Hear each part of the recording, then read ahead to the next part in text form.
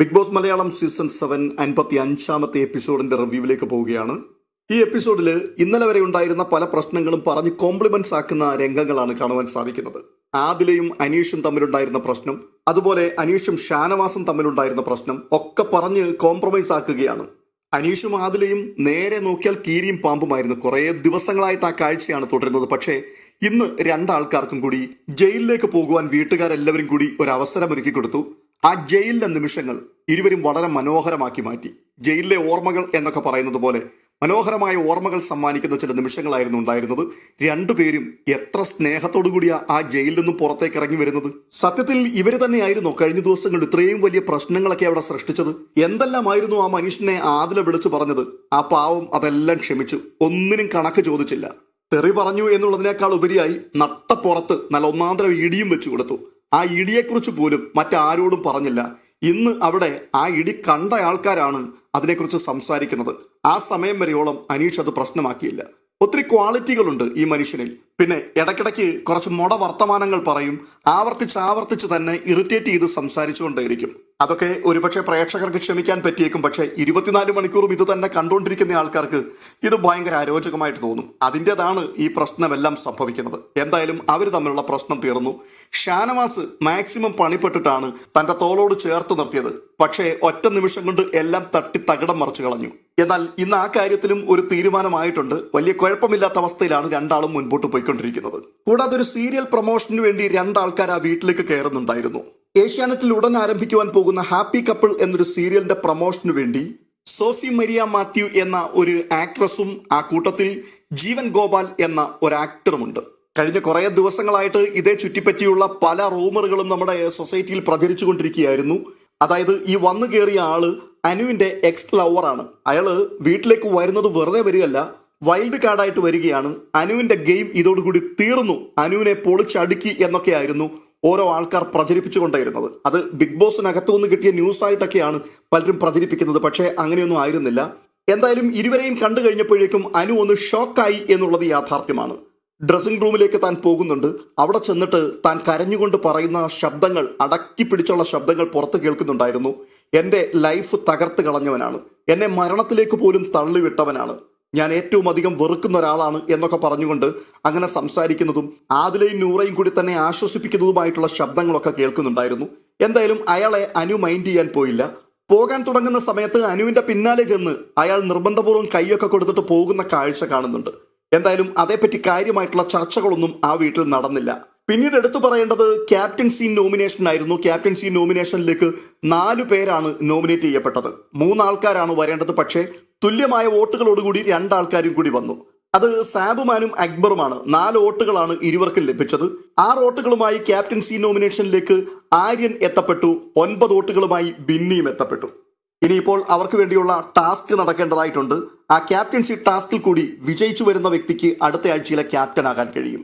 ഇതിനെല്ലാം പുറമെ നടന്ന മറ്റൊരു സംഭവം, അത് ഹോട്ട്സ്റ്റാർ ഫാൻസ് സോണിൽ കൂടി പ്രേക്ഷകർ ഒരു തിരഞ്ഞെടുപ്പ് നടത്തിയതാണ്. അത് ഏതാനും മണിക്കൂറുകൾ ഒരു കൊച്ചുകുട്ടിയെ പോലെ അഭിനയിക്കുവാൻ അനീഷിനെ തിരഞ്ഞെടുത്തു. ആ വീട്ടിൽ ഇത്രയും ഗൗരവമുള്ളൊരു മനുഷ്യൻ വേറെയില്ല. ആ മനുഷ്യനെ ഒരു കൊച്ചുകുട്ടിയാക്കി മാറ്റുകയും തുടർന്ന് കുട്ടിക്കളിയിലേക്ക് കൊണ്ടുപോവുകയും ചെയ്യാൻ തീരുമാനിച്ച പ്രേക്ഷകരുടെ ആ മനസ്സിനെ ഒരിക്കലും കാണാതെ പോകരുത്. സത്യമായിട്ടും പറയാം, തുമ്പിയെ കൊണ്ട് കല്ലെടുപ്പിക്കുന്ന പരിപാടിയായിരുന്നു. അയാൾക്ക് പറ്റില്ല ആ സാധനം പൊക്കിക്കൊണ്ട് നടക്കാൻ. അയാൾ അവിടെ കിടന്ന് എന്തൊക്കെയോ കാട്ടിക്കൂട്ടുന്നുണ്ടായിരുന്നു. പിന്നെ അല്പമെങ്കിലും അത് ആനന്ദകരമാക്കി തീർത്തത് നെവിനാണ്. നെവിന് നല്ല ഗംഭീരമായിട്ട് കാര്യങ്ങൾ ചെയ്യാനും പറഞ്ഞു മനസ്സിലാക്കാനും ഒക്കെ കഴിവുണ്ട്. അതുകൊണ്ട് അനീഷിനെ കുറച്ചെങ്കിലും അയാൾ ട്രെയിൻ ചെയ്ത് മുൻപോട്ട് കൊണ്ടുപോയി. അപ്പോൾ ഇതൊക്കെയായിരുന്നു ഇന്നത്തെ പ്രധാനപ്പെട്ട ഹൈലൈറ്റുകൾ. നമുക്ക് എപ്പിസോഡിലേക്ക് പോകാം. അതിനു മുൻപായി ഇതുവരെയും ഈ ചാനൽ സബ്സ്ക്രൈബ് ചെയ്തിട്ടില്ല എങ്കിൽ തീർച്ചയായിട്ടും നിങ്ങളൊന്ന് സബ്സ്ക്രൈബ് ചെയ്യുവാൻ മടിക്കരുത്. കാരണം നമ്മുടെ ചാനൽ കാണുന്ന, വീഡിയോസ് കാണുന്ന ആൾക്കാരിൽ ഒരു 80-85% ആൾക്കാരും സബ്സ്ക്രൈബ് ചെയ്യാതെ കണ്ടിട്ട് പോകുന്നവരാണ്. വീണ്ടും പറയുകയാണ്, ഛേദമില്ലാത്തൊരു ഉപകാരമാണ്. ഒന്ന് സബ്സ്ക്രൈബ് ചെയ്ത് കൂടെ കൂടുക. വീഡിയോ ഇഷ്ടപ്പെട്ടാൽ ലൈക്ക് ചെയ്യുവാനും കമൻറ്റ് ചെയ്യുവാനും ഹൈപ്പ് ചെയ്യുവാനും മറക്കരുത് എന്ന് ഓർപ്പിക്കുന്നു. അപ്പോൾ എപ്പിസോഡ് തുടക്കത്തിൽ തന്നെ കാണുന്നത് നൂറയ്ക്കുള്ള മെഡിസിനുമായിട്ട് അനീഷ് ചെന്ന് നിന്നുകൊണ്ട് നൂറ ഇത് വാങ്ങെന്ന് പറയുകയാണ്. നൂറ അത് വാങ്ങൂല. കാരണം നൂറയുടെ മുഖത്ത് നോക്കി കഴിഞ്ഞ ദിവസം അനീഷ് പറഞ്ഞായിരുന്നു എനിക്ക് നിന്നെ ഇഷ്ടമല്ല എന്ന്. നൂറ ഇപ്പോൾ പറയുന്നത് എൻ്റെ മുഖത്ത് നോക്കി ആരും അങ്ങനെ പറഞ്ഞിട്ടില്ല, എൻ്റെ മുഖത്ത് നോക്കി എന്നോട് ഇഷ്ടമില്ല എന്ന് പറഞ്ഞിട്ടുള്ള ഒരാളുടെ കയ്യിൽ നിന്ന് ഒന്നും ഞാൻ മേടിക്കില്ല, ഇയാൾ അവിടെ വെച്ചിട്ട് പൊക്കോ, എനിക്ക് വേണ്ട. പക്ഷേ ആ മെഡിസിൻ കൊടുത്തിട്ടേ അടങ്ങൂ. അനീഷ് പറയുന്നു, ഇവിടെ വന്ന് കയറിയ ദിവസം മുതൽ ഇതുവരെ ഞാനാണ് ഈ മെഡിസിൻ തന്നുകൊണ്ടിരുന്നത്, അതുകൊണ്ട് ഞാൻ തന്നെ തരും. ആദില പെട്ടെന്ന് കയറി ഇടപെടുകയാണ്. ആദിലയ്ക്കാണെങ്കിൽ അരച്ചു കലക്കി കുടിക്കുവാനുള്ള ദേഷ്യമുണ്ട്. ആദില കയറി ഇടപെട്ടിട്ട് കുറേ വഴക്ക് പറയുന്നുണ്ട്. ഇയാൾക്ക് എന്താണ്, നേരം വെളുത്ത് ഇങ്ങോട്ട് എഴുന്നേറ്റ് വന്നതേ ഉള്ളൂ, മനുഷ്യനെ ചൊറിയാൻ വേണ്ടി വന്നിരിക്കുകയാണോ? ഞാൻ ആദിലയോട് സംസാരിച്ചില്ലല്ലോ, ഞാൻ നൂറയോടാ പറഞ്ഞത്. അപ്പോൾ നൂറ, ഞാൻ പറഞ്ഞത് കേട്ടില്ലേ, എനിക്ക് മെഡിസിൻ വേണ്ട, ഇയാൾ കൊണ്ടുപോകും, എനിക്ക് വേണ്ട. പക്ഷേ അനീഷ് ആ മെഡിസിൻ അവരെ കൊണ്ട് വാങ്ങിപ്പിച്ചേ അടങ്ങൂ. ഇതാണ് ശരിക്കും അനീഷിന്റെ ഒരു പ്രശ്നം. അതായത് ഒരു കാര്യം അത് വേണ്ട വേണ്ട വേണ്ട എന്ന് പറഞ്ഞിട്ട് പിന്നെയും അവരുടെ മുൻപിൽ നിൽക്കുകയാണ്. വേണ്ടെങ്കിൽ അത് കളഞ്ഞിട്ട് പോടേ, ഇല്ല എന്നുണ്ടെങ്കിൽ ആ ബെഡിന്റെ ഏതെങ്കിലും മൂലയിലിട്ടേക്ക്. ഇദ്ദേഹം വീണ്ടും അവരുടെ വായിൽ നിന്ന് കേൾക്കാൻ വേണ്ടി തന്നെ ഇതുമായിട്ട് നിൽക്കുകയാണ്. ഇത് വാങ്ങിച്ചേ അടങ്ങുള്ളൂ. എന്താണ് ഇതിന്റെ പിൻപിലുള്ള ഉദ്ദേശം? ജോലി രാജിവെച്ചിട്ട് 5 വർഷം ബിഗ് ബോസ് കണ്ടു പഠിച്ചിട്ട് വന്ന മനുഷ്യനാണ്. എന്താണ് ഇദ്ദേഹം 5 വർഷം കൊണ്ട് പഠിച്ചത്? സ്ക്രീൻ സ്പേസ് എങ്ങനെ ഉണ്ടാക്കിയെടുക്കാം എന്നുള്ളതാണ്. മാക്സിമം ക്യാമറയുടെ മുൻപിൽ താൻ തന്നെ വെളിപ്പെടുത്തുകയാണ്. അതിനുവേണ്ടിയുള്ള പരിപാടിയാണ്. അല്ലാതെ ബേസിക്കലി അനീഷ് ഇങ്ങനെ ഒരു ചൊറിയൻ പുഴു അല്ല. അനീഷ് ഷാനവാസുമായിട്ട് അടുത്തിടപഴകിയ പല നിമിഷങ്ങളിലും അനീഷിന്റെ ബേസിക് നേച്ചറിനെ കുറിച്ച് അല്പസ്വല്പം ധാരണയൊക്കെ പ്രേക്ഷക സമൂഹത്തിന് ലഭിച്ചിട്ടുണ്ട്. അപ്പോൾ ഇവിടെ ശരിക്കും കണ്ടന്റ് ഉണ്ടാക്കാനുള്ള പരിശ്രമമാണ്. ഇനി തെറിവിളി കേട്ടാലും സാരമില്ല, അങ്ങനെയെങ്കിലും കുറെ സാധനങ്ങൾ എയറിലേക്ക് പോകുമല്ലോ, അതിനുവേണ്ടി നിൽക്കുകയാണ്. പക്ഷെ ആ സംഗതി നൂറ എടുത്തില്ല. നൂറ കട്ടായം പറഞ്ഞു, എനിക്ക് വേണ്ട. ഒടുവിൽ ദേ ഇവിടെ വെക്കുകയാണേ എന്ന് പറഞ്ഞിട്ട് കുറേ ഷോ ഓഫിന് ശേഷം ആ സൈഡിൽ വെച്ചിട്ട് അനീഷ് പോയി. എന്നാൽ കുറച്ചു കഴിഞ്ഞ് വീണ്ടും അനീഷ് ബെഡ്റൂമിലേക്ക് വരികയാണ്. ഇവർ രണ്ടുപേരും കിടക്കയിൽ നിന്ന് എഴുന്നേറ്റിട്ടില്ല, അവിടെ തന്നെ ഉണ്ട്. അനീഷിനെ കണ്ടപ്പോഴേക്കും ആദില വീണ്ടും കൊട്ടേഷൻ അടിച്ചു തുടങ്ങി. അപ്പോഴേക്കും അനീഷിന് കുരുപൊട്ടി. അനീഷ് അങ്ങോട്ട് പ്രതികരിക്കാൻ തുടങ്ങി. എന്നോട് ഇങ്ങോട്ട് പറഞ്ഞാൽ ആ പറയുന്ന അതേ നാണയത്തിൽ തന്നെ ഞാൻ തിരിച്ചു പറഞ്ഞിരിക്കും. താൻ പറയടോ, താൻ എന്താ പറയാൻ പോകുന്നത്, താൻ എവിടം വരെ പോകടോ, ഇത് ചോദിച്ചുകൊണ്ട് വീണ്ടും അനീഷിനെതിരെ തട്ടിക്കയറുകയാണ്. രണ്ടാൾക്കാരും കൂടി പൊരിഞ്ഞ അടിയാണ് പിന്നെ അവിടെ നടക്കുന്നത്. ഇതിനിടയിൽ ഷാനവാസ് വരുന്നുണ്ട്. ഷാനവാസിനോട് നീ പോയി പണി നോക്കടാന്നൊക്കെ പറയുന്നു. പിന്നെയും അവർ തമ്മിൽ ബഹളം ഉണ്ടാക്കുന്നു. ഈ സമയത്ത് അനീഷ് പറയുന്നുണ്ട്, കഴിഞ്ഞ ദിവസത്തെ ടാസ്ക് നടന്ന സമയത്ത് എൻ്റെ തട്ടിന്റെ പുറത്ത് കയറിയിരിക്കാൻ നിങ്ങളുടെ ആര് പറഞ്ഞു? നിങ്ങൾക്ക് ആരാണ് അതിന് അനുവാദം തന്നെ? കഴിഞ്ഞ ദിവസത്തെ ടാസ്ക് കണ്ടിട്ടുള്ളവർക്ക് മനസ്സിലാവും ഈ തട്ടും പുറം എന്നൊക്കെ പറഞ്ഞാൽ എന്താണെന്ന്. അനീഷ് ലെമൺ ജ്യൂസ് ഉണ്ടാക്കാൻ വേണ്ടി വെച്ച തട്ടാണ്. ആ തട്ടിന്റെ പുറത്തേക്ക് ചാടി കയറി ആദിലിരുന്നു. ആ കാര്യത്തെക്കുറിച്ചാണ് ഈ ചോദിക്കുന്നത്. നിങ്ങൾക്ക് ആരാണ് അതിനുള്ള അധികാരം തന്നത്? താൻ എന്തോ അധികാരം തരാനാണ്? തന്റെ എന്തിന്റെയും പുറത്ത് ഞാൻ കയറിയിരുന്നോ? അല്ല, നിങ്ങൾ എന്റെ പുറകിൽ നടക്കുകയായിരുന്നല്ലോ കുറെ നാളുകൊണ്ട്. നിങ്ങളുടെ ഉപ്പയാണ് ഇക്കയാണ് എന്നൊക്കെ പറഞ്ഞുകൊണ്ട്. ഏതുപ്പ ഏതിക്ക? നിങ്ങളെ എനിക്ക് അലർജിയാണ്, ഞാൻ നിങ്ങളുടെ അങ്ങനെയൊന്നും പറഞ്ഞിട്ടില്ല. തുടർന്ന് അടുത്തത് കൈകൊണ്ട് ഈ ഹാർട്ടിന്റെ ചിഹ്നം അനീഷ് കാണിച്ചിട്ട് പറയുകയാണ്, ഇങ്ങനെ നീ എന്നോട് പലയാവർത്തി കാണിച്ചില്ലേ എന്നെ ഇഷ്ടമാണെന്ന് പറഞ്ഞിട്ട്. അതെന്തിനായിരുന്നു? അത് കള്ളത്തരമായിരുന്നു. ഇയാൾക്ക് തോന്നിയതായിരിക്കും, ഞാൻ അങ്ങനെയൊന്നും കാണിച്ചിട്ടില്ല. അപ്പോൾ അനീഷ്, ഇനി മേലിൽ നീയുമായിട്ടൊന്നും എനിക്ക് യാതൊരു ബന്ധവുമില്ല, ഇത് പറഞ്ഞങ്ങ് തിരിഞ്ഞു നടക്കുകയാണ്. അപ്പോൾ ആദില, അല്ല ഇയാളെ ഞാൻ അങ്ങ് കയറി കെട്ടിപ്പിടിച്ചിട്ടുണ്ടോ? ഇയാൾക്ക് പോകരുതോ? വാക്കുകൾ കൊണ്ട് എന്നെ കെട്ടിപ്പിടിച്ചിരുന്നു. ആ ബെസ്റ്റ്. ആ വാക്കുകൾ കൊണ്ട് കെട്ടിപ്പിടിച്ച് ഇച്ചിരി കഴിഞ്ഞപ്പോഴേക്കും ഞാൻ ഡെറ്റോൾ ഇട്ട് അങ്ങ് കുളിച്ചു, എല്ലാം കഴുകിക്കളഞ്ഞു. അതോടുകൂടി ഇയാൾ അങ്ങ് പോയി ഒഴുകി. എന്തായാലും കൂടുതൽ ഉടക്കാൻ അനീഷ് നിൽക്കുന്നില്ല, വിട്ടു പോവുകയാണ് അവിടുന്ന്. തുടർന്ന് കാണുന്നത് കിച്ചൺ ഏറിയയാണ്. അവിടെ അനീഷും ഷാനവാസും ജിഷിനും കൂടിയുള്ള ഒരു സംസാരമാണ്. അനീഷിന്റെ കാര്യമാണ് സംസാരിക്കുന്നത്. ഒരു കോയിന്റെ കാര്യമാണ്. ഈ കോയിന്റെ കാര്യത്തിൽ ഇത്രയൊക്കെ ബഹളം ഉണ്ടാക്കേണ്ട ആവശ്യമുണ്ടോ? ഇത് ഷാനവാസ് ജിഷിനോടാണ് പറയുന്നത്. അപ്പോൾ അനീഷ്, അതെ നിങ്ങൾക്കതിന് വലിയ മൂല്യമൊന്നും ഇല്ലായിരിക്കും, പക്ഷേ എനിക്കത് അമൂല്യമായൊരു വസ്തുവാണ്.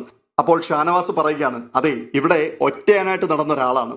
ഈ ഒറ്റയാൻ ഇപ്പോൾ ഗ്രൂപ്പ് പിടിച്ചു, കൂട്ടുകെട്ടുണ്ടാക്കി, ചിലരുടെയൊക്കെ വലയത്തിനകത്തായിപ്പോയി, ഒറ്റയാനല്ല എന്നൊക്കെ ചില ആൾക്കാർ ഇവിടെ ഇദ്ദേഹത്തെക്കുറിച്ച് പറയുന്നുണ്ട്. അതൊക്കെ കേട്ടപ്പോൾ പുള്ളിക്കൊരു ബുദ്ധിമുട്ട്. അതുകൊണ്ട് ഈ ഗ്രൂപ്പ് അങ്ങ് പൊളിച്ചേക്കാം, ഈ സൗഹൃദം വിട്ടിട്ട് പുള്ളി അങ്ങ് പോയേക്കാം എന്ന് തീരുമാനിച്ചു. അതിനുവേണ്ടിയുള്ള റീസൺ കണ്ടെത്താൻ വേണ്ടി നടക്കുകയായിരുന്നു. ഇപ്പം ഈ കോയിന്റെ വിഷയം വന്നപ്പോൾ അങ്ങനെ ഒരു റീസൺ കണ്ടെത്തി അത് പുള്ളി യൂസ് ചെയ്യുകയാണ്. അപ്പോൾ അനീഷ്, ഷാനവാസേ, ഈ വീട്ടിലുള്ള മുഴുവൻ ആൾക്കാരും നിന്നെ ഒരു വിഷയത്തിന്റെ പേരിൽ വളഞ്ഞിട്ട് ആക്രമിച്ചു. ഈ കൈവിരലിലെണ്ണാൻ ഒരാളെങ്കിലും നിന്നെ സപ്പോർട്ട് ചെയ്യാനുണ്ടായിരുന്നോ? മുഴുവൻ ആൾക്കാരും നിനക്കെതിരെ നിന്നപ്പോഴും നിന്നെ സപ്പോർട്ട് ചെയ്യുവാൻ ഈ ഞാൻ മാത്രമേ ഉണ്ടായിരുന്നുള്ളൂ. അപ്പൊ പിന്നെ നീ മനസ്സിലാക്കണം, മറ്റുള്ളവരുടെ അഭിപ്രായവും തീരുമാനവും അന്വേഷിച്ചിട്ടല്ല ഞാൻ സൗഹൃദം ഉണ്ടാക്കുന്നതെന്ന്. സൗഹൃദത്തിന്റെ ആഴം എന്താണ് എന്നുള്ളതിനെ കുറിച്ച് നിനക്കറിയത്തില്ല ഷാനവാസേ. നിന്നോട് അത്രമാത്രം കരുണ കാണിച്ച എന്നോടാണ് നീ ഈ നെറികേട് കാണിച്ചത്. എന്റെ ജീവിതത്തിൽ ആദ്യമായിട്ട് കിട്ടിയ ഒരു സമ്മാനമാണത്. ഇനി ഒരിക്കലും ഇതുപോലൊരു സമ്മാനം എനിക്ക് കിട്ടുകയുമില്ല. ആ സ്ഥിതിക്ക് നീ എന്നോട് കാണിച്ചത് ശരിയാണോ? ഷാനവാസ് ഉടൻ തന്നെ അങ്ങ് പൊട്ടിത്തെറിക്കുകയാണ്. അനീഷേ, നിന്റെ എല്ലാ കള്ളത്തരങ്ങളും കണ്ടവനാണ് ഞാൻ, എല്ലാം പുറത്ത് കൊണ്ടുവന്നവനാണ് ഞാൻ. ഇനിയും നിന്റെ കള്ളത്തരങ്ങൾ ഞാൻ പുറത്ത് കൊണ്ടുവന്നിരിക്കും. എടാ ഷാനവാസേ, ഇത് തന്നെയാണ് ഞാൻ ആദ്യം മുതൽ പറഞ്ഞുകൊണ്ടിരുന്നത്. രണ്ട് വിരുദ്ധ ധ്രുവങ്ങളിലുള്ള ആൾക്കാരാണ് നമ്മൾ തമ്മിൽ ഒരിക്കലും ചേരില്ലെന്ന് ഞാൻ പറഞ്ഞതാ. അപ്പോഴെല്ലാം നീ പറഞ്ഞു വിടുന്നത് ചേരും എന്നല്ലേ. ഇപ്പൊ എങ്ങനെയുണ്ട്? ജീവിതത്തിൽ ഒത്തിരിയിടത്ത് ഞാനിങ്ങനെ വിശ്വാസവഞ്ചന കാണിച്ചിട്ടുണ്ട്. പക്ഷേ ഞാൻ നിന്നെ വിശ്വസിച്ചു. നീ എന്നോട് ഇത്തരത്തിലുള്ള നെറികേട് കാണിക്കില്ലെന്ന് ഞാൻ വിശ്വസിച്ചു. പക്ഷേ നീ എന്നോട് അതാണ് കാണിച്ചത്. ഒരിക്കലും നിന്നെ വിശ്വസിക്കാൻ പാടില്ലായിരുന്നു. ഞാൻ നിന്നെ തെറ്റിദ്ധരിച്ചു. നീ എന്നോട് കാണിക്കുന്നത് യഥാർത്ഥത്തിലുള്ള സൗഹൃദമാണ് എന്ന് ഞാൻ വിശ്വസിച്ചു. അതാണ് എൻ്റെ വലിയ കുഴപ്പം. അപ്പോൾ ഷാനവാസ്, നീ എന്തോ നട ഈ സൗഹൃദത്തെക്കുറിച്ച് പറയുന്നേ? എടാ, ഈ സൗഹൃദത്തിൻ്റെ ഇടയിൽ കുറച്ച് തമാശയും കളിയും ചിരിയും ഒക്കെ വേണം. ഇതൊന്നും ഇല്ലാതെ എപ്പോഴും ഇങ്ങനെ ഗൗരവത്തോടെ നടക്കുക, ആരോടും മിണ്ടാതിരിക്കുക, ഈ മൊട കാണിക്കുന്നതാണോ സൗഹൃദം എന്ന് പറയുന്നത്? എടാ, മനുഷ്യനായ കുറച്ച് കളിയും ചിരിയും തമാശയും ഒക്കെ വേണം. അല്ലാതെ ഒരു കോയിന്റെ കാര്യവും പറഞ്ഞ് അതേൽ കെട്ടിപ്പിടിച്ചുകൊണ്ടിരിക്കുന്നതൊന്നും അല്ല സൗഹൃദം. അപ്പോൾ അനീഷ്, എടാ, ഒറ്റ ദിവസം കൊണ്ടൊന്നും എനിക്കങ്ങനെ മാറാൻ പറ്റില്ല. അപ്പോൾ അനീഷിന്റെ ക്യാരക്ടർ ഇതാണെന്നാണ് അനീഷ് അവിടെ സമർത്ഥിക്കുവാൻ ശ്രമിക്കുന്നത്. ഞാൻ കഴിഞ്ഞ 1-2 ദിവസമായിട്ട് മാറി വന്നുകൊണ്ടിരിക്കുകയാണ്. അതിനിടയ്ക്ക് നീ എന്നോട് ഇങ്ങനെ സംസാരിക്കരുത്. ഇത്രയും അങ്ങോട്ട് പറയുകയും പെട്ടെന്ന് ആ വീട്ടിലെ അമ്മായിയമ്മ ഷൗട്ട് ചെയ്തുകൊണ്ട് ചാടി നടുവിലേക്ക് വീഴുകയാണ്. ഒന്നിറങ്ങി പോകുന്നുണ്ടോ ഇവിടുന്ന്? മനുഷ്യർക്ക് ചെവിതല കേൾക്കണം. എവിടെങ്കിലും പോയി മാറി നിന്നുകൊണ്ട് സംസാരിക്കുക. ഇതിനകത്ത് പറ്റില്ല എന്നും പറഞ്ഞുകൊണ്ട് അമ്മായിയമ്മ ചാടി വീണപ്പോഴേക്കും 2 ആൾക്കാരും പേടിച്ചുപോയി. ഷാനവാസ് ചോദിക്കുകയാണ്, ഇപ്പൊ എങ്ങനെയുണ്ട്? അനീഷിന് മിണ്ടാട്ടോ ഇല്ല. ലക്ഷ്മി ഉറഞ്ഞു തുള്ളുകയാണ്. നേരം വെളുക്കുമ്പോൾ കലപില കലപില എന്നങ്ങോട്ട് സംസാരിക്കാൻ തുടങ്ങും. ഇതൊരു നിസ്സാര കാര്യമാ, വലിയ പ്രശ്നമൊന്നുമല്ല. ഇതിനകത്ത് കിടന്നുകൊണ്ട് സംസാരിക്കാൻ പാടില്ല. മനുഷ്യൻ ഇവിടെ സ്വസ്ഥമായിട്ട് ജീവിക്കണം. വെറുതെ വേറെ പണിയൊന്നുമില്ല. അമ്മായിയമ്മയുടെ വായിലൊന്നും ഇത്രയും വാക്ക് കേട്ടപ്പോഴേക്കും 2 ആൾക്കാരുടെ നാവിറങ്ങിപ്പോയി. ഒരു ചെറിയ ഇടവേളയ്ക്ക് ശേഷം വീണ്ടും ശാന്തമായിട്ട് അനീഷ് ഷാനവാസിന്റെ മുഖത്ത് നോക്കി പറയുകയാണ്, നീ ഒരു വിശ്വാസവഞ്ചകനും ചതിയനുമാണെന്ന് എനിക്ക് ബോധ്യമായി. ആ കോയിൻ അത് നിന്റെ കയ്യിലില്ലേ? അനീഷേ, ഇന്നലെ ഈ പ്രശ്നം ഇവിടെ കൊടുമ്പിരി കൊണ്ടപ്പോൾ അത് ഞാൻ എൻ്റെ കയ്യിൽ വാങ്ങിവെച്ചതാണ്, എൻ്റെ സുഹൃത്തിന് വേണ്ടി, നിന്നോടുള്ള സ്നേഹം കൊണ്ട്. പക്ഷെ നീ എനിക്ക് മുഖം തന്നോ? നീ എനിക്ക് മുഖം താ. നീ എന്നോടൊന്ന് സംസാരിക്കേ. ഇനി എനിക്ക് നിന്റെ കോയിനും വേണ്ട, നിന്റെ സൗഹൃദവും വേണ്ട, നിന്റെ മിണ്ടാട്ടവും വേണ്ട. പോയി പണി നോക്ക്. ഇത്രയും പറഞ്ഞിട്ട് താൻ ആ കോയിൻ കൊണ്ടുവന്ന് അനീഷിന്റെ കയ്യിൽ കൊടുക്കുന്നുണ്ട്. ഇനി തിരികെ കിട്ടില്ല എന്ന് കരുതിയിരുന്ന ആ കോയിൻ ഷാനവാസിന്റെ കയ്യിൽ ഇരിക്കുന്നത് കണ്ടപ്പോഴേക്കും അനീഷിന്റെ മുഖത്ത് ഒരു ചിരി പൊട്ടുന്നുണ്ട്. അതെ, പഴമക്കാരൊക്കെ പുന്നല് കണ്ട എലി ചിരിക്കുന്നത് പോലെ എന്ന് പറയാറില്ലേ, അതുപോലുള്ളൊരു ചിരി. ഷാനവാസ് മുഖത്തേക്ക് പോലും നോക്കുന്നില്ല. ആ കോയിൻ മുൻപിലേക്ക് എറിഞ്ഞു കൊടുത്തിട്ട് മടങ്ങി പോവുകയാണ്. താഴെ വീണ ആ കോയിൻ അവിടുന്ന് കുനിഞ്ഞെടുത്തിട്ട് ഷാനവാസെ എന്ന് ചിരിച്ചുകൊണ്ട് അനീഷ് വിളിക്കുന്നുണ്ട്. പക്ഷെ ഷാനവാസ് മൈൻഡ് ചെയ്യുന്നില്ല. അനീഷിന്റെ പ്രശ്നം തീർന്നു. ആ കോയിൻ തിരികെ കിട്ടിയതോടുകൂടി ഷാനവാസിനോട് കഴിഞ്ഞ 2-3 ദിവസമായിട്ട് നടത്തിക്കൊണ്ടിരുന്ന യുദ്ധം മുഴുവനും ആ ഒറ്റ നിമിഷം കൊണ്ട് അലിഞ്ഞില്ലാതെയായിപ്പോയി. അടുത്തത് ക്യാപ്റ്റൻ ഒനിൽ ഒരു കത്ത് വായിക്കുന്നതാണ്. ജിയോ ഹോട്ട്സ്റ്റാർ ഫാൻ സോണിൽ ഒരു കുട്ടിയെപ്പോലെ ബിഹേവ് ചെയ്യേണ്ടത് ആരാണ് എന്നുള്ള ചോദ്യത്തിന് അവർ നൽകിയ മറുപടി അനീഷിനെ ഒരു കുട്ടിയായിട്ട് ഒരുക്കുക എന്നുള്ളതാണ്. തുടർന്ന് കാണുന്ന കാഴ്ച അനീഷിന്റെ കണ്ണെഴുതി പൊട്ടുതൊട്ട് പൗഡറുമൊക്കെ ഇട്ടിട്ട് അനീഷിനെ ആട്ടിപ്പായിച്ചുകൊണ്ട് നടക്കുന്ന നെവിനെയും അഭിലാഷിനെയുമാണ്. അനീഷിന് ഇത് പറ്റില്ല. ഒരിക്കലും അനീഷിനൊരു കുട്ടിയാവാൻ പറ്റില്ല. കുട്ടിക്കാലം എന്ന് പറയുന്നൊരു സംഭവത്തെ അനീഷിന് ഓർത്തെടുക്കാൻ പോലും കഴിയുന്നുണ്ടോ എന്ന് എനിക്കറിയില്ല. എന്നാൽ പോലും ഇടയ്ക്കിടയ്ക്ക് കുട്ടികളെയൊക്കെ ഒന്ന് കാണുന്നതും ശ്രദ്ധിക്കുന്നതും നല്ലതാണ്. അതുപോലും ഇല്ല എന്ന് തോന്നുന്നു. കാരണം അനീഷിന് പറ്റുന്നേയില്ല ഒരു കുട്ടിയാകാൻ വേണ്ടി. ഇത്രയും ഗൗരവക്കാരനായ ഒരു വ്യക്തി, ഇത്രയും കർക്കശക്കാരനായ കടുംപിടുത്തക്കാരനായ ഒരു മനുഷ്യൻ ഒരു കൊച്ചു കുഞ്ഞിനെ പോലെ ആയാൽ എങ്ങനെ ഇരിക്കും എന്നറിയുവാനുള്ള പ്രേക്ഷകരുടെ ആകാംക്ഷ ഉണ്ടായിരുന്നല്ലോ. അത് 8 നിലയിൽ അനീഷ് പൊട്ടിച്ചു കൊടുത്തു. പക്ഷേ ദോഷം പറയരുതല്ലോ, ഈ മൂമെന്റ് ഫണ്ണായിരുന്നു. നല്ല ഒന്നാന്തരമായിട്ട് അവതരിപ്പിച്ചു. അത് അനീഷിന്റെ അമ്മയായിട്ട് അഭിനയിച്ചത് നെവിനായിരുന്നു. നെവിൻ വളരെ ഗംഭീരമായി കാര്യങ്ങളെ കൈകാര്യം ചെയ്തു. എന്തായാലും ഫാൻ സോൺ വഴി പ്രേക്ഷകർ തിരഞ്ഞെടുത്തതല്ലേ അനീഷിനെ. അതുകൊണ്ട് പ്രേക്ഷകർ മനസ്സിലാക്കട്ടെ എന്ന് കരുതി ഒരു 2-3 മിനിറ്റ് ആ സംഭവം കാണിച്ചു. കൂടുതൽ കാണിച്ചു കഴിഞ്ഞാൽ പ്രേക്ഷകർ തന്നെ അനീഷിനെ എടുത്ത് കിണറ്റിലിടുമെന്നുള്ള ചിന്തയിലായിരിക്കാം ബിഗ് ബോസ് അധികം ഭാഗങ്ങൾ കാണിച്ചില്ല. ലൈവിൽ കുറെ ഏറെ ഉണ്ടായിരുന്നു. അതിനുശേഷം കാണുന്നൊരു കാഴ്ച ആദിലയും നൂറയും തമ്മിൽ സംസാരിക്കുന്നതാണ്. നൂറ ശരിക്കും മടുത്തു ആദിലയെ കൊണ്ട്. ആദിലയുടെ ഈ മൊട കണ്ട് ഇപ്പോൾ പൊട്ടിത്തെറിക്കുകയാണ് നൂറ. എനിക്കിത് കണ്ടിട്ട് ആകെപ്പാടെ നെഞ്ചെരിയുകയാണെന്നാണ് നൂറ പറയുന്നത്. ബേബി, നീ ഒന്ന് ആക്റ്റീവ് ആകുമെന്ന് പറഞ്ഞപ്പോൾ ഞാൻ ഇത്രയും പ്രതീക്ഷിച്ചില്ല. ഈ ആക്റ്റീവ് ആകുക എന്ന് പറഞ്ഞു കഴിഞ്ഞാൽ 24 മണിക്കൂറും ഇങ്ങനെ ദേഷ്യവും വന്ന് പൊട്ടിത്തെറിച്ച് നടക്കുന്നതായിട്ടാണോ നിനക്ക് തോന്നുന്നത്? ഇതൊന്ന് പറയാൻ വേണ്ടി നൂറ ഒരു അവസരം നോക്കി നടക്കുകയായിരുന്നു. ബേബി ഒന്ന് ശാന്തമായിട്ട് വേണം ബേബിയോട് കാര്യങ്ങൾ പറഞ്ഞു കൊടുക്കാൻ വേണ്ടി. പക്ഷേ ഇത്രയും കേട്ടപ്പോഴേക്കും ബേബിക്ക് എവിടുന്ന് വന്നു എന്നറിയില്ല കലി. ബേബി അങ്ങ് തുടങ്ങി നൂറയ്ക്കെതിരെ. ഞാൻ ഓർത്തു ഇന്ന് തന്നെ ഡിവോഴ്സ് നടക്കുമായിരിക്കുമെന്ന്. എന്തായാലും നൂറ ഉള്ള കാര്യം മുഖത്ത് നോക്കി പറയുന്നുണ്ട് കേട്ടോ. എനിക്ക് ഈ ദേഷ്യം ടോളറേറ്റ് ചെയ്യാൻ പറ്റുന്നില്ല. ആവശ്യമുള്ളതിനും ഇല്ലാത്തതിനും എല്ലാം എന്തിനാണ് ബേബി ഇങ്ങനെ ദേഷ്യപ്പെട്ട് നടക്കുന്നത്? അപ്പോൾ ആദില, ബേബി എന്താണ് ഈ പറയുന്നത്? ഞാൻ എവിടെ ദേഷ്യപ്പെട്ടു എന്നാണ്? അനീഷിന്റെ കാര്യത്തിൽ മാത്രമല്ലേ ഉള്ളൂ. എനിക്ക് അയാളെ ഇഷ്ടമല്ല.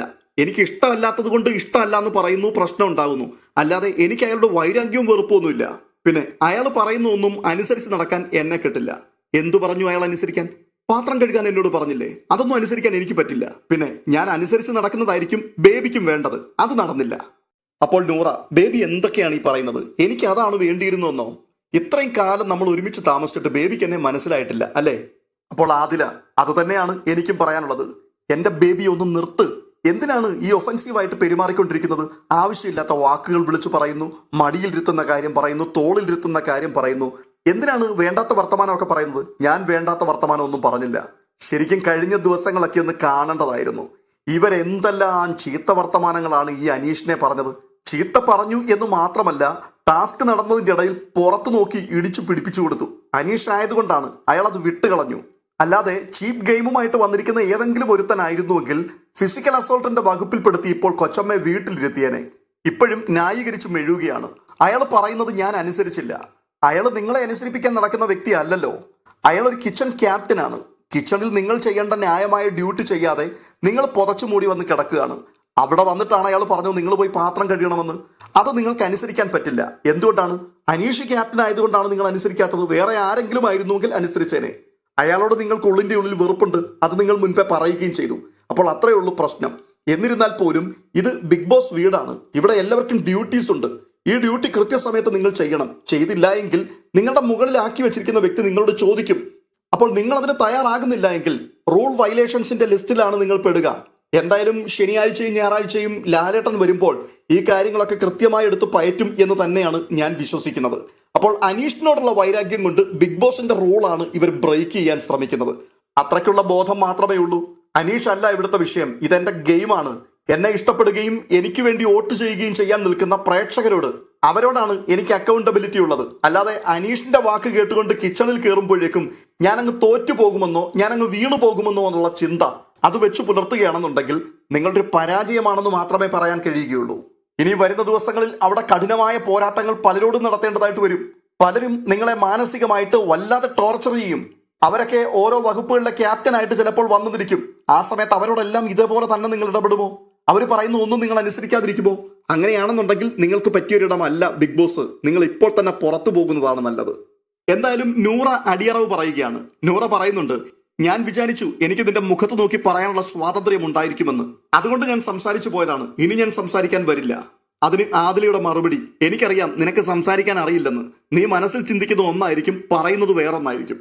ഇവിടെ അവർ മനസ്സിൽ ചിന്തിച്ച് തന്നെയാണ് പറഞ്ഞിട്ടുള്ളത്. ഒന്നും വഴിപിഴച്ചു പോയിട്ടില്ല. കൃത്യമായിട്ടാണ് അവർ ചൂണ്ടിക്കാട്ടിയത്. മറ്റാരും സംസാരിച്ചാൽ നിങ്ങളത് കേൾക്കാൻ തയ്യാറാവില്ല. ആര് സംസാരിച്ചാലും അവരെ നിങ്ങൾ ശത്രുവായി പ്രഖ്യാപിക്കും. അതുകൊണ്ട് ഇപ്പോൾ നൂറ അവസാന കൈക്ക് സംസാരിക്കാൻ വന്നതാണ്. നൂറയെയും ശത്രുവാക്കി മാറ്റുകയാണ്. ഞാൻ പിടിച്ച മുയലിന് 3 കൊമ്പ്. അതിനിപ്പോൾ ലോകം മുഴുവൻ ഇളകി വന്നു പറഞ്ഞെന്ന് പറഞ്ഞാലും ഞാനത് തിരുത്താൻ തയ്യാറല്ല. പക്ഷേ തിരുത്തുന്നുണ്ട്. അല്പനിമിഷം ഒറ്റയ്ക്കിരുന്ന് ചിന്തിച്ചോളാൻ പറഞ്ഞിട്ടാണ് നൂറ അവിടെ നിന്ന് പോകുന്നത്. തമ്പുരാട്ടി കുറച്ചു നേരം ഒറ്റയ്ക്കിരുന്ന് ചിന്തിച്ചപ്പോൾ തനിക്ക് മനസ്സിലായി നൂറ പറഞ്ഞതായിരുന്നു ശരിയെന്ന്. ഒടുവിൽ നൂറയെ സോപ്പിടാൻ ചെല്ലുന്ന രംഗങ്ങളൊക്കെ പിന്നെ കാണുവാൻ കഴിയുന്നുണ്ട്. എപ്പിസോഡിന്റെ അവസാനമാകുമ്പോഴേക്കും അനീഷുമായിട്ട് ഭയങ്കര പെങ്ങളൂട്ടിയായി മാറുകയും ചെയ്യുന്നുണ്ട്. പിന്നീട് കാണുന്ന കാഴ്ച ഷാനവാസ് ഒറ്റയ്ക്ക് ഡൈനിങ് ടേബിളിൽ ഇരുന്ന് ഭക്ഷണം കഴിച്ചുകൊണ്ടിരിക്കുകയാണ്. അവിടേക്ക് നമ്മുടെ അനീഷ് ചെല്ലുന്നുണ്ട്. എന്നിട്ട് പറയുകയാണ്, എനിക്ക് കുറച്ച് കാര്യങ്ങൾ പറയാനുണ്ടായിരുന്നു. അതൊക്കെ ഞാൻ പറഞ്ഞു. എൻ്റെ മനസ്സിപ്പോൾ ഫ്രീ ആയി. നിന്റെ സൗകര്യത്തിനല്ല ഞാനിവിടെ നിൽക്കുന്നത്. എല്ലാം ഓരോന്നിൻ്റെയും സെൻസിലെടുക്കാൻ പഠിക്കണം. ഒരുമാതിരി പരട്ട സ്വഭാവം വെച്ചുകൊണ്ട് നടക്കുന്നു. അതല്ലേ ഞാൻ ഈ മാറ്റിയെടുക്കാൻ വേണ്ടി ശ്രമിക്കുന്നത്. പാവം അനീഷ് താൻ ഇപ്പോഴും ഷാനവാസിനെ വിശ്വസിക്കുകയാണ്. ഇയാൾ ഈ ഒറ്റക്കൊമ്പനായിട്ട് തന്നെ നടക്കുന്നതിലാണ് സൗന്ദര്യം. അതിലാണ് അനീഷിനെ എല്ലാ ആൾക്കാരും ഇഷ്ടപ്പെട്ടത്. അവിടെ നിന്നും അയാൾ ഗ്രൂപ്പ് ഉണ്ടാക്കാൻ വേണ്ടി പോയപ്പോൾ, കൂട്ടുകെട്ട് പിടിക്കാൻ വേണ്ടി പോയതോടുകൂടി വീട്ടുകാർ മാത്രമല്ല പ്രേക്ഷകരിൽ വലിയൊരു കൂട്ടം ആൾക്കാരും അനീഷിനെ വിമർശിക്കുന്നുണ്ട്. അതുകൊണ്ട് അനീഷിനോട് ആർക്കും വെറുപ്പുണ്ടെന്നല്ല പറഞ്ഞു വരുന്നത്. അനീഷ് ആ പണിയിലേക്ക് പോകണ്ടായിരുന്നു. ആ ഒറ്റക്കൊമ്പനായിട്ട് തന്നെ അങ്ങനെ മസ്തകം കുലുക്കി നിൽക്കുന്ന ആ കാഴ്ചയുണ്ടല്ലോ, അതാണ് ജനം ഇഷ്ടപ്പെട്ടത്, ഇനിയും കാണാൻ ആഗ്രഹിക്കുന്നതും. പക്ഷേ അയാൾക്ക് മനസ്സിലാകുന്നില്ല, അയാൾ ഇപ്പോഴും തൻ്റെ ഭാഗത്ത് എന്തോ മിസ്റ്റേക്ക് പറ്റിയിട്ടുണ്ട് എന്നാണ് ചിന്തിക്കുന്നത്. എന്നാൽ ഷാനവാസ് കഴിഞ്ഞ ദിവസങ്ങളിൽ അപ്പുറവും ഇപ്പുറവും ഒക്കെ നിന്നുകൊണ്ട് സംസാരിക്കുന്നത് നമ്മൾ കേട്ടതാണ്. പ്രത്യേകിച്ച് അനീഷിനെ എങ്ങനെ ഉപയോഗിക്കാം എന്നുള്ളത് ആദിലയോടും നൂറയോടുമൊക്കെ ക്ലിയറായിട്ട് അയാൾ സംസാരിച്ചിട്ടുണ്ട്. ഇപ്പോൾ അനീഷ് ഒരല്പം പത്തി താഴ്ത്തിയെന്ന് കണ്ടു കഴിഞ്ഞപ്പോഴേക്കും ഹെഡ് വെയിറ്റ് ഇട്ടുകൊണ്ട് നിൽക്കുകയാണ്. അനീഷ് പറയുന്നു, ഞാൻ മാറ്റം വരുത്താൻ ശ്രമിച്ചുകൊണ്ടിരിക്കുകയല്ലേ. താനല്ലടോ മാറ്റം വരുത്താൻ ശ്രമിക്കുന്നത്, ഞാനാണ് മാറ്റിക്കൊണ്ടിരിക്കുന്നത്. താൻ ഇവിടെ പിണങ്ങി ആ LG കോർണറിൽ പോയി ആരോടും മിണ്ടാതിരുന്നപ്പോൾ തന്നെ ഞാൻ എത്ര പ്രാവശ്യം വന്ന് വിളിച്ചു, ഒരു കൂട്ടുകാരൻ എന്നുള്ള രീതിയിൽ ഭക്ഷണം കഴിക്കാൻ വേണ്ടി. അപ്പോൾ താൻ എന്നെ ആട്ടി വിട്ടില്ലേ? ഷാനവാസ് വണ്ടി വിട്, ഷാനവാസ് വണ്ടി വിട്, എത്ര പ്രാവശ്യം താനത് പറഞ്ഞു? എന്നിട്ടും നാണം കെട്ട് ഞാൻ നിന്റെ അടുക്ക വന്നില്ലേ? അതാടാ സൗഹൃദത്തിന്റെ ആഴം. ഇത്രയും പറഞ്ഞിട്ട് ഷാനവാസ് വീർപ്പിച്ചു കെട്ടി അങ്ങ് പോവുകയാണ്. പാവം അനീഷ് ഇതെല്ലാം കണ്ട് മൗനമായിരിക്കുകയാ. അടുത്തതായിട്ട് നൂറ ഭക്ഷണം കഴിച്ചിട്ട് അത് കഴുകാൻ വേണ്ടി സിങ്കിന്റെ അടുക്കിലേക്ക് കൊണ്ടിരുന്നു. ആദില ആ സമയം കിച്ചൺ ഡ്യൂട്ടി ചെയ്തുകൊണ്ടിരിക്കുകയാണ്. വെസൽ ടീമിന്റെ ആളാണല്ലോ ആദില, അതുകൊണ്ട് പാത്രം കഴുകിക്കൊണ്ടിരിക്കുകയാണ്. നൂറയുടെ പാത്രം ആദില കഴുകാൻ വേണ്ടി പിടിക്കുന്നുണ്ട്. നൂറയാണെങ്കിൽ മുഖം കൊടുക്കുന്നില്ല, പാത്രവും കൊടുക്കുന്നില്ല, അടങ്കം പിടിക്കുകയാണ്. ഞാൻ കഴുകാം ബേബി, ഞാൻ കഴുകാം ബേബി. ബേബി വിട്ടുകൊടുക്കുന്നില്ല. ബേബിയുടെ മനസ്സ് കാര്യമായിട്ട് മുറിഞ്ഞിട്ടുണ്ട്. അതുകൊണ്ട് ബേബിമാർ രണ്ടുപേരും കൂടി ഒരു പാത്രത്തിന് വേണ്ടി പിടിക്കുകയാണ്. അവസാനം നൂറ ബേബി തന്നെ ജയിച്ചു. തന്റെ പാത്രം താൻ തന്നെ കഴുകി വെക്കുന്നുണ്ട്. എന്നാൽ ഇതിനിടയിൽ ആദില കാര്യമായിട്ട് ചിരിച്ച് സുഖിപ്പിക്കുന്നുണ്ട്, സന്തോഷിപ്പിക്കുന്നുണ്ട്. അത് കണ്ടിട്ട് നൂറയ്ക്കും ചിരി പൊട്ടുന്നുണ്ട്. ശരിക്കും പറഞ്ഞാൽ ആദിലയ്ക്ക് മനസ്സിലായി നൂറ പറഞ്ഞ കാര്യങ്ങളൊക്കെ കറക്റ്റ് ആണെന്നും താൻ ആവശ്യമില്ലാതെ അവിടെ ഷോ ഓഫ് നടത്തിക്കൊണ്ടിരിക്കുകയാണ് എന്നുമൊക്കെ. അതിന്റെ ഒരു തിരുത്തൽ നടപടിയുടെ പ്രാരംഭ ഭാഗമാണ് ഇപ്പോൾ കണ്ടത്. അടുത്തത് ഒരു ടാസ്ക് ലെറ്റർ വായിക്കുകയാണ്. തലയണ സൂത്രം എന്നാണ് ടാസ്കിന്റെ പേര്. ഇത് ആക്ടിവിറ്റി ഏരിയയിൽ നടക്കുന്ന ടാസ്ക് ആണ്. അവിടെ കുറെ പഞ്ഞി വാരി കൂട്ടിയിട്ടിട്ടുണ്ട്. അടുത്ത് തന്നെ കുറെ പില്ലോ കവറുകളുമുണ്ട്, സൂചിയും നൂലുമുണ്ട്. അവിടേക്ക് ഓടി ചെല്ലുക. തുടർന്ന് നിശ്ചിത സമയത്തിനുള്ളിൽ ഈ പഞ്ഞിയെല്ലാം വാരി തലയണ കവറുകൾക്കകത്ത് കയറ്റുക, തലയണകൾ ഉണ്ടാക്കുക. അങ്ങനെ കുത്തിക്കെട്ടി ആദ്യമായിട്ട് സ്റ്റോർ റൂമിൽ കൊണ്ടുപോയി വെക്കുന്ന 5 ആൾക്കാർ, അവരാണ് വിജയികൾ. അങ്ങനെ 5 ആൾക്കാർ ഓടുന്നുണ്ട്. ഓടി സ്റ്റോർ റൂമിനകത്തേക്ക് എന്ന് കയറുമ്പോൾ അവിടെ മുഖത്ത് 2 തലയണയും വെച്ചുകൊണ്ട് 2 ആൾക്കാർ നിൽക്കുന്നു. അവരെ കണ്ടുകൊണ്ട് ആൾക്കാരെല്ലാം അമ്പരന്ന് പോയി. ആ തലയണയിൽ ഹാപ്പി കപ്പിൾ എന്ന് എഴുതിയിട്ടുമുണ്ട്. തുടർന്ന് അവരുടെ തലയണയൊക്കെ മാറ്റി നോക്കുമ്പോൾ 2 അതിഥികൾ അവിടേക്ക് വന്നിരിക്കുകയാണ്. ഒന്ന് ജീവൻ ഗോപാൽ, 2 സോഫി മരിയ മാത്യു. ഒരു സീരിയലിന്റെ പ്രൊമോഷനുമായിട്ട് വന്നിരിക്കുകയാണ്. ഹാപ്പി കപ്പിൾ എന്നാണ് സീരിയലിന്റെ പേര്. അതാണ് ഈ തലയണയിൽ എഴുതിയിരുന്നത്. എന്തായാലും അവരെ ആനയിച്ചകത്തേക്ക് കൊണ്ടുവരികയാണ്. പക്ഷേ ജീവന്റെ മുഖം കണ്ടപ്പോഴേക്കും അനുമോളുടെ ജീവൻ പോയി. അനുമോളും ജീവനും തമ്മിൽ വളരെ അടുപ്പമുള്ളവരായിരുന്നു. അവർ തമ്മിൽ പ്രണയബദ്ധരായിരുന്നുവെന്നും ഇടയ്ക്ക് ബ്രേക്കപ്പ് ആയതാണെന്നുമൊക്കെ സോഷ്യൽ മീഡിയയിൽ കഴിഞ്ഞ ദിവസങ്ങളിൽ വലിയ അളവിൽ കരക്കമ്പി പ്രചരിക്കുന്നത് നിങ്ങളൊക്കെ കണ്ടിട്ടുണ്ടായിരിക്കും. എന്തായാലും അദ്ദേഹം വന്നപ്പോഴേക്കും അനുമോള് ഞെട്ടിപ്പോയി. അനുമോള് അയാൾക്ക് മുഖം പോലും കൊടുക്കുന്നില്ല. താൻ തുടർന്ന് ചേഞ്ചിങ് റൂമിലേക്ക് പോകുന്നുണ്ട്. അവിടെ പോയി കരയുന്നുണ്ട്. എൻ്റെ ജീവിതം തകർത്ത് കളഞ്ഞവനാണ്, എന്നെ മരണത്തിലേക്ക് പോലും തള്ളിവിട്ടവനാണ്, ഞാൻ ഏറ്റവും വെറുക്കുന്നയാളാണ്, ഇങ്ങനെയൊക്കെ പറഞ്ഞുകൊണ്ട് ആദിലയോടും നൂറയോടും അനുമോള് പരിഭവം പറയുന്നത് അടക്കി പിടിച്ചുള്ള ശബ്ദം നമുക്ക് പുറത്ത് കേൾക്കാൻ കഴിയുന്നുണ്ടായിരുന്നു.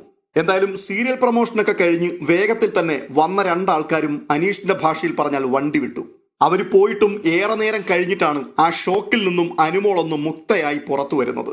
സത്യത്തിൽ പല ആൾക്കാരും പ്രചരിപ്പിച്ചിരുന്നത് വൈൽഡ് കാർഡായിട്ട് ജീവൻ ഗോപാൽ അകത്തേക്ക് വരുന്നു, അനുമോൾ തീർന്നു, അനുമോളുടെ ഗെയിം കഴിഞ്ഞു, അനുമോൾ എത്രയും പെട്ടെന്ന് ഷോ ക്വിറ്റ് ചെയ്യും, അനുമോൾക്ക് ഇനി ബിഗ് ബോസിൽ നിൽക്കാൻ കഴിയില്ല, അത്രമാത്രം പ്രശ്നങ്ങളായിരിക്കും സംഭവിക്കാൻ പോകുന്നതെന്നൊക്കെയായിരുന്നു. കാരണം അനുമോൾ അത്ര ക്രിമിനൽ പശ്ചാത്തലമുള്ളൊരു വ്യക്തി എന്ന രീതിയിലൊക്കെയാണ് പല ആൾക്കാരും സംസാരിച്ചു കൊണ്ടിരുന്നത്.